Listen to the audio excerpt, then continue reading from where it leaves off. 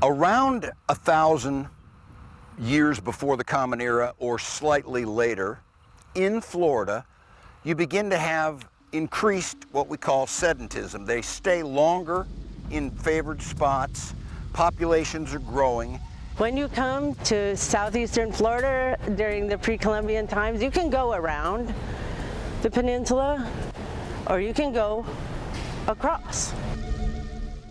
Interaction between the Calusa, the Glades people, so like the Tequesta or Chiquesta, depending on how you want to pronounce it, are Belle Glade people living around Okeechobee, and then how do our coastal peoples fit into that, right? And that's actually been sort of a question. Well, they were trading and they were interacting with other groups. They were moving across Florida, particularly southern Florida, so it became really a place. The canoes were very important. It was not so much the trail on the coast, it was really the water trail, the canoe trails that was making the difference. So you could use a canoe on the interior of the various inlets in the lagoons, and you could use the canoe going through rivers and eventually into the Everglades. So it was really a water world, and all of these connecting points became focal points of habitation and trade.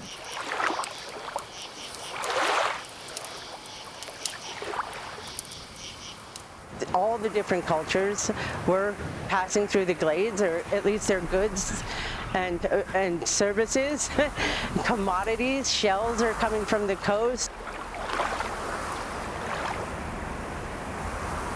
There was a popular notion, probably in part created by the Spanish in the 16th and 17th century, that the Indians of Florida, particularly the Indians of South Florida, because they didn't practice agriculture, were very primitive. And of course, from a Catholic point of view, they were heathens. They saw them as nomadic, poorly clad, just people that were not on the fringes of civilized life and not even close. What the Spanish didn't understand is that there was a great complexity in terms of the social networking, the fact that there was a hierarchy between the elite and the lower class people who were the fishermen and the hunters. And they didn't know that there was an earlier golden period in South Florida where larger structures were being built. People weren't just wandering aimlessly through the Everglades, that they actually had permanent settlements in different islands in the Everglades as well as permanent settlements on the coast. There are mound complexes all over Palm Beach County, all over Florida.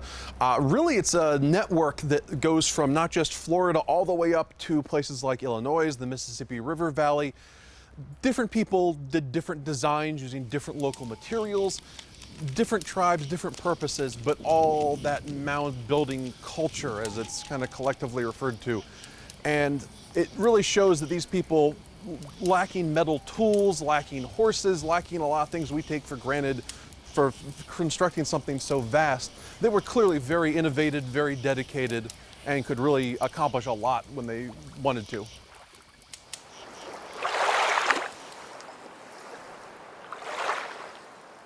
It's sort of a final frontier of Florida archaeology there because it's difficult to get to.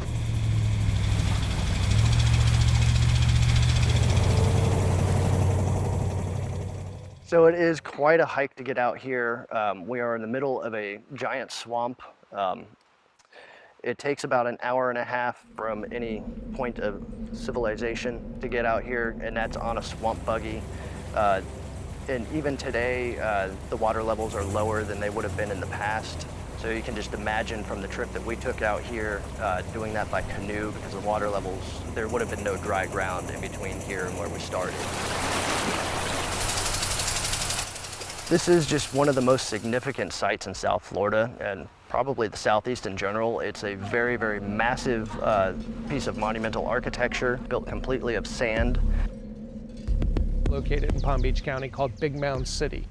And it consists of about 27 separate mounds, and it's the best kept secret in all of Palm Beach County. The basal footprint of the built portion of this site runs to about 81,882 square meters.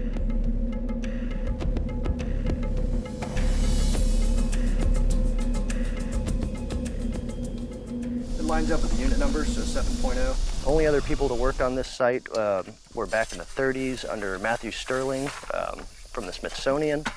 And it was before radiocarbon dating was invented and all that stuff, so there were no dates associated with the site until 2 years ago when my colleague and I were out here and we did some coring and some shovel testing on the midden mound that we're standing on right now, and we produced dates that showed that the site was built and occupied between 350 BC, give or take a few years, and AD 660.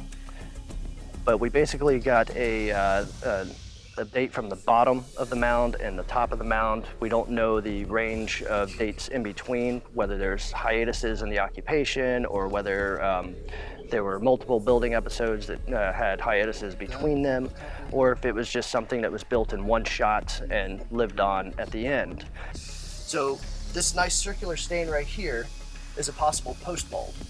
So in the past, when people were building structures, they would place a nice wooden post, berm wall. Over time, that rots away and leaches out into the soil and creates a nice stain. That's what this probably is. So what we're gonna do is we're gonna pedestal it, dig around it for the next level, and then start taking that out separately. So when we screen everything, we know it's coming exactly from that feature, and we can keep track of it that way, get good samples from it, and see what it turns out to be. So we believed that there was a post mold, but once we cut through it and realized that it was not, that it was more of a tree stain, we found a shark tooth in that dirt, or in that sand.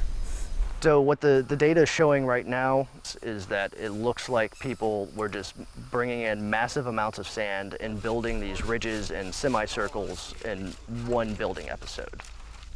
That shark's tooth also was more recent. If they were finding stuff that was from when Florida was under the water, it would have been fossilized, so it would have been like a megalodon tooth or something along those lines, which are much larger.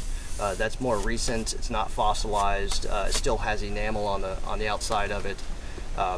Most likely a lemon shark or something closely related to that. So it would have been traded in from the coast, or they could have been traveling to the coast themselves. So, but shark teeth are very commonly found at Belle Glade sites. There's a lack of tool stone here, so they needed cutting implements. Shark teeth would have been the best available, so they made a lot of different tools with them. But we're still trying to paint the broad picture, the broad strokes of the picture of the Belle Glade culture and the people themselves. But we do know that they were interacting heavily with water. Obviously they had to with the environment they were living in. They would have had a lot of canoes. That would have been their primary mode of transportation because of the water levels. We know that they were eating a lot of fish. They were eating a lot of aquatic reptiles like turtles and snakes and alligators.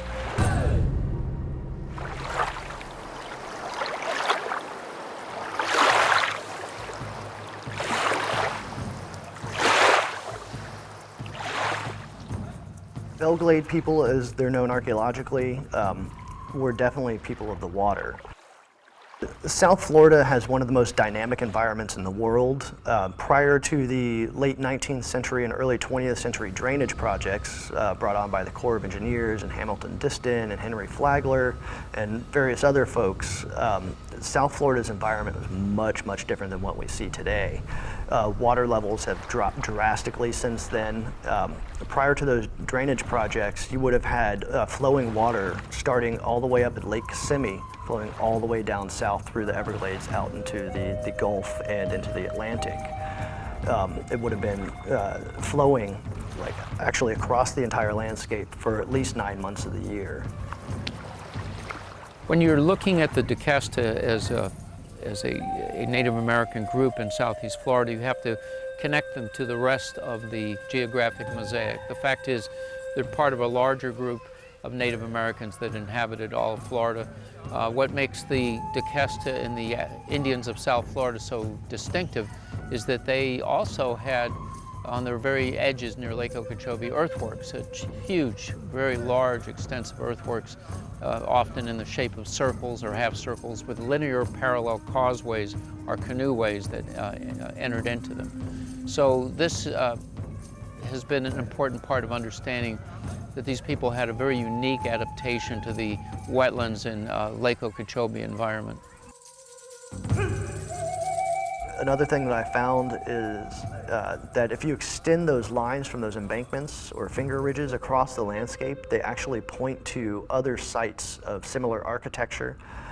You have several pointing to Calusa sites. These places are not only measuring time and specific timing for possible ritual events like we see in modern day Native Americans, but also pointing to significant places across the landscape. So that's another line of evidence that these places are significant to multiple communities, not just the community itself that's living at the site, but to the communities around them, because they are literally pointing to each other and to other significant places across that landscape.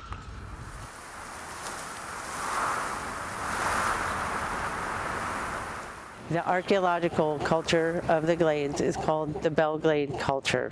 It's named after the Belle Glade Mound in Belle Glade, Florida, just south of the Lake Okeechobee, and it is on drainage of the Democrat River. The Belle Glade culture, by definition, is associated with certain artifact types, distinct type of pottery, probably a muck-fired ware called Belle Glade plain, pretty high-quality ware, and we find it distributed all over South Florida, on the East Coast, on the West Coast. We find it in the Kissimmee River drainage. Anyway, this is a sand-tempered plain pottery. This is the other prevalent type we get. It's not decorated, it's very gritty, and you rub your fingers on it. We do know from the historic documents that when the Spanish arrived, the Belle Glade peoples were under the political control of the Calusa, who were centered around the Fort Myers area. Their capital was Mound Key in Estero Bay, and the document talks about them having political control over all of South Florida, from the Ais, who were centered around Port Canaveral, all the way down to the Caquesta, who were centered around Miami. As evidence of several historic periods of Miami's history. If you see these two green flags, these are marking post holes that are remains of the Tequesta Indian village that was on this very same lot. So you have evidence of prehistoric occupation, and then comes the early historic Miami in the form of some of the remains of the Royal Palm Hotel. And then afterwards, in the early 1900s, when it was demolished, you have evidence of the demolition of the hotel in the form of tumbled brick. And then what you have is evidence from the 1950s of the parking lot that got laid down in the 1950s. And also of the modern era, you have the plastic piping that got put in, and plastic didn't come mainstream until 1960s. So you have anywhere from the prehistoric age to the early, to the late 1800s, to the early 1900s, to the mid 1900s, till the modern age, which is evidence, plastic is evident of the modern age. So you have a whole sequence of historic eras all in this one lot that pretty much tells you the human history of the mouth of the Miami River. So all of these different groups in South Florida were said to have been paying tribute to the Calusa. We don't know exactly what that tribute was. It could have been labor for building projects, it could have been pottery, it could have been food items. The one thing that the document does talk about is the bread that the Belle Glade people made out of roots. We don't know exactly what plant they were using to make that bread. It's highly likely that there was no corn agriculture or maize agriculture in the region. But we do know that they were eating a lot of fish. From the archaeological record, you find a lot of faunal remains. So you get a lot of fish bone, a lot of snake vertebra and snake ribs, alligator scutes, and other skeletal remains from those animals as well. We find all of that in the archaeological record, so we can reconstruct their diet based on the animal remains that we find in these middens. primarily reliance on shellfish and estuarine resources or marine resources, so stuff from the water. The Belle Glade people were producing massive amounts of pottery, this Belle Glade plain pottery. At Calusa sites, you first see that pottery show up around AD 500, and by AD 800 or 850, it becomes the dominant pottery type at all Calusa sites.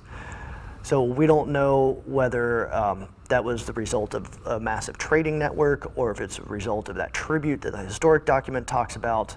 It's also possible that the Belle Glade people held political control over the Calusa prior to the Calusa holding political control over the Belle Glade people. And the Belle Glade culture stretched from the northern Everglades all the way up into the Kissimmee River Valley. They were an enormous group. There were 13 of these sites at one time. Most of them have been destroyed. Boynton Mounds is probably the smallest of the sites, but it's still protected and eventually will become a county park. The Boynton Mounds are on an ecotone, so they're between the Glades and a coastal environment, and to get to them is quite the Indiana Jones style adventure where you're sort of clogging along with your equipment over your back through snake-infested water up to your hips for quite a ways until you come to the mounds. So we're going into what's called Boynton Mounds, county-owned property since the 40s. It's in a very remote location, and for safety, we have to watch out for cottonmouths and pygmy rattlesnakes, which are very common. The site tends to be wet, so there's always that, and the largest gator I've ever seen in here is 4 feet because it's just so thick. I don't think the big boys can maneuver their way around. Okay. The way we came in today is partially through a FP&L power line corridor and then a 300-foot long slog through a very thick swamp. Once you get through all this, you start coming to a mound, like a midden, and it opens up. There's finally areas where you can walk. There's finally areas where you can breathe and not suck in mosquitoes. This is not the way the Native Americans would have reached this site originally.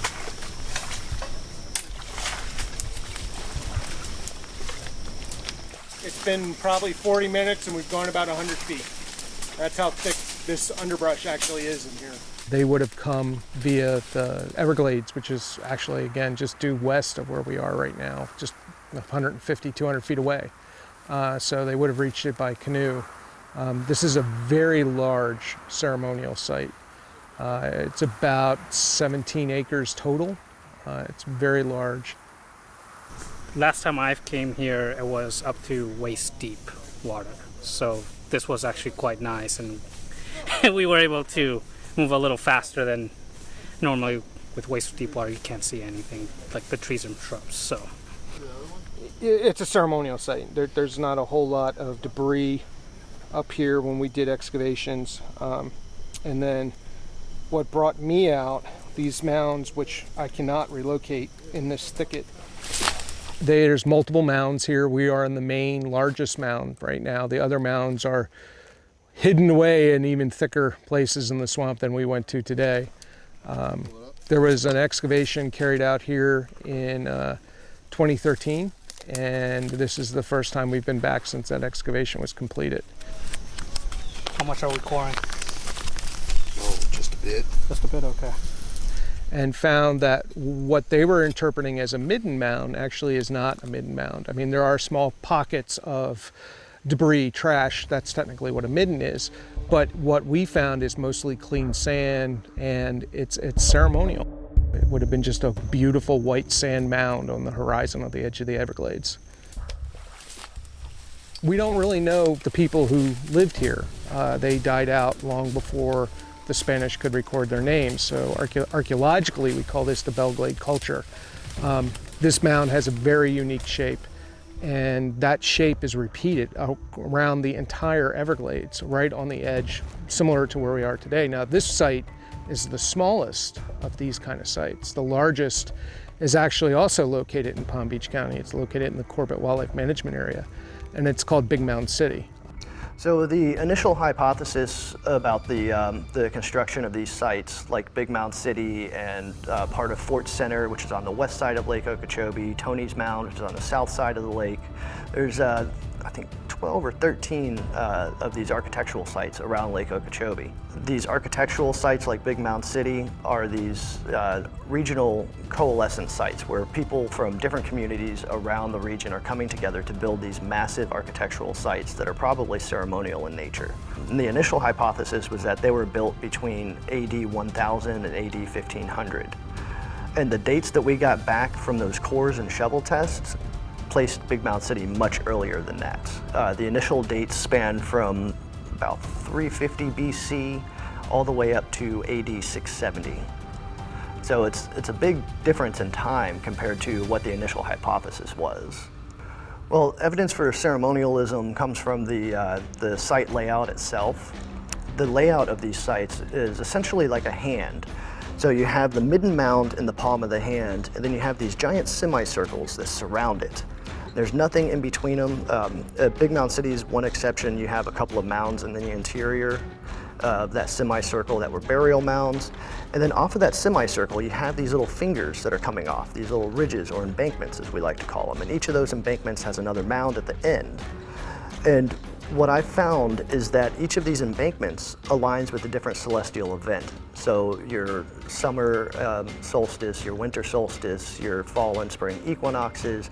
So they're able to measure time on a yearly basis and on a generational basis. Time measuring is important because ethno-historic documentation as well as ethnographic work among Native Americans shows that these celestial events are very important times of the year for ritual or seasonal gatherings, like the green corn ceremony, which is found throughout the Southeast, always occurs right around the summer solstice. And there's various other ceremonial events that happen according to these solar phases and lunar phases. Once you cross that semicircle, which is made of sand, you enter into a much drier area. So as you're changing in elevation, you're getting these vegetation changes, and there's a completely different ecosystem within that small confined area of the midden mound.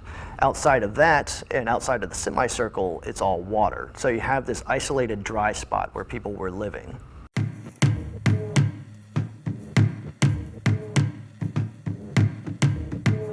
It's difficult to tell how they would have built it exactly. A lot of it's going to be conjecture, but I would imagine that they would have arrived there during the dry season when the water levels were down, so they had a dry area to work with, and then gradually, or possibly quickly, built up these different layers of sand until they were high enough to where they could live in a high dry spot. If it was built in one shot, like I'm hypothesizing, it would have taken a regional population.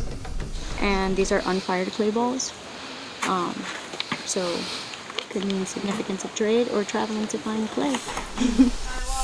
The fun part with sand-tempered plain and some of the other ceramics here is that weathering, they just essentially get destroyed. Just being out here, they like just fall apart essentially over time. It's pretty cool.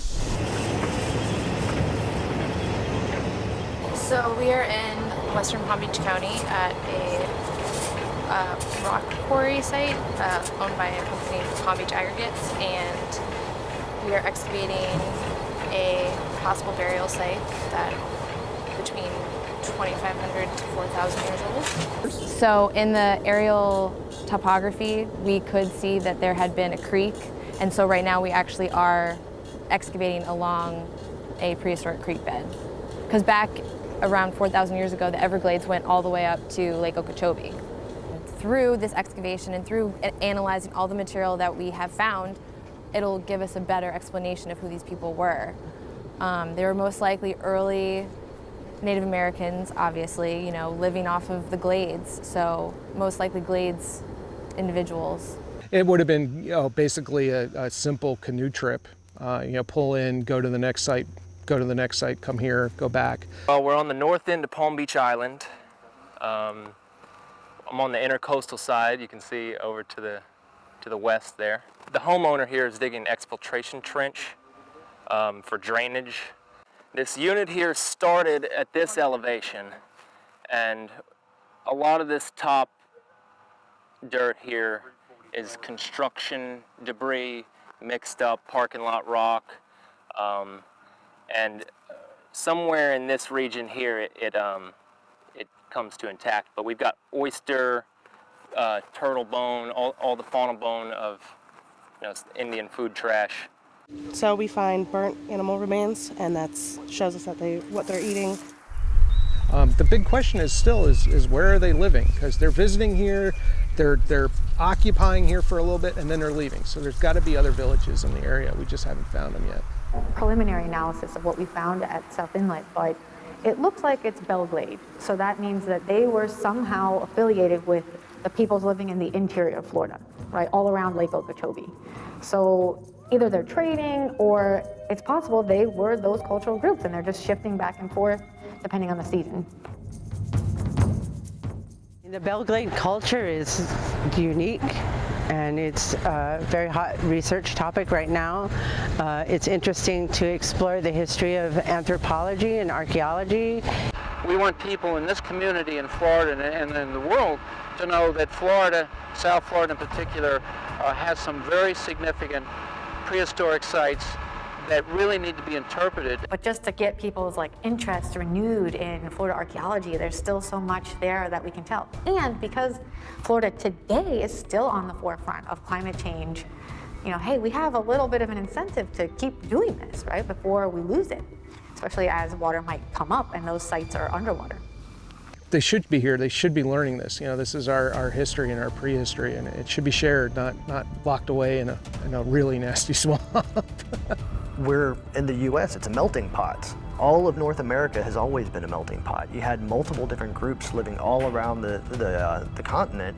They were constantly meeting and interacting with each other, intermarrying, creating friendships and alliances and enemies. I mean, there's all sorts of things that were going on back then that we see today. So studying the past can give us an insight into how we can conduct ourselves properly today and into the future.